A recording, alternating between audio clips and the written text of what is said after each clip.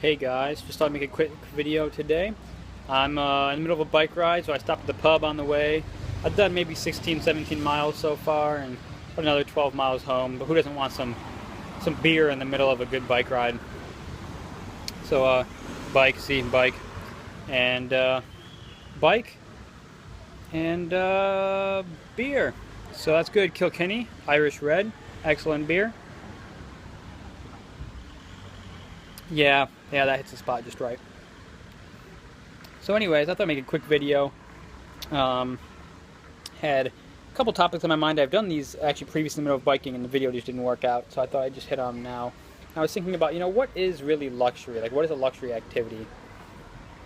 And this question came up in, I think, a comment or an email. I thought I'd hit on it a little bit. Oh yeah, and I'm wearing today a micro brand dive. This is a Borealis that I had on pre-order for a while and just got it. Don't normally do a micro brand thing, but actually this one I've been reasonably surprised by, and so I've been just wearing that out. I use it as like a sports watch if I want to wear a normal watch. It's not a G-Shock kind of thing for sports stuff like cycling, because a nice rubber strap and not expensive and that sort of thing. So. Yeah, not my normal thing, but this one actually surprised me. Anyways, yeah, so I'll take cycling as an example. Is cycling a luxury thing? And I think the answer is both yes and no. And I think this holds true for a lot of activities, really. In that, like, riding a bicycle, not a luxury thing. Professional cyclists who race for a living, they are very much blue-collar people. They don't get paid a lot of money for the most part, except for the very best. By very best, I mean a handful in the world. Most professionals don't make much money, I'd say your average is between, like 50 and 150,000 for a year. So not a lot for an athlete. And very much blue-collar. They come from blue-collar backgrounds.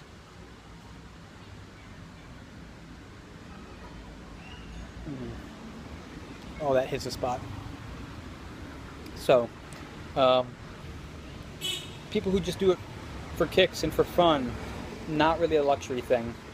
But there are lots of people who ride bicycles, and it's very much a luxury pastime. You have guys who are lawyers or doctors or who just make a good living, and they spend a lot of money on bicycles to go out and ride with their friends when they don't have to spend a lot of money. For example, going out for a road ride in a group, whether it's training for racing or just fast riding for fun together as a social activity, you can buy a bicycle like mine for about $2,000 to $3,000, and that's good enough. You don't need to spend more money on it to do that. But there are plenty of guys who will never race or race and never actually really do that well, who own $5, $6, $7, $8, $10,000 bicycles. And there are plenty of guys who compete and will win or place in races who spend less, the $2,000 to $4,000 on bicycles. And it's those guys who are just doing it as a social thing and to kind of show, hey, let's ride together and show off our cool bikes. In that case, it's a luxury activity, just like, guys with watches get together and say, ooh, look at my Omega, ooh, look at my whatever. So in that case, in that way, cycling really is a luxury activity, because there are guys who buy bicycles $4,000 or $5,000 more expensive than they need. Just because they can and to show off. But at the most basic grassroots level and on a competition level, very much a blue-collar sport and activity.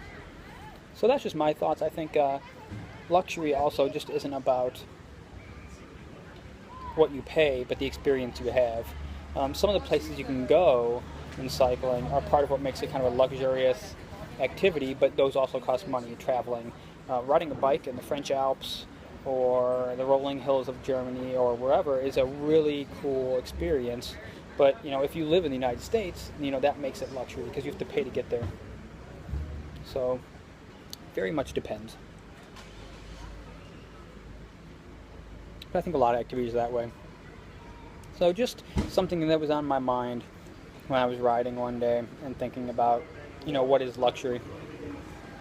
And then again, for me, I guess biking is kind of both. I race, I like to compete, but I own more bicycles than I need, and I want more. And I really would never consider buying a bicycle for less than about $1,000, $2,000.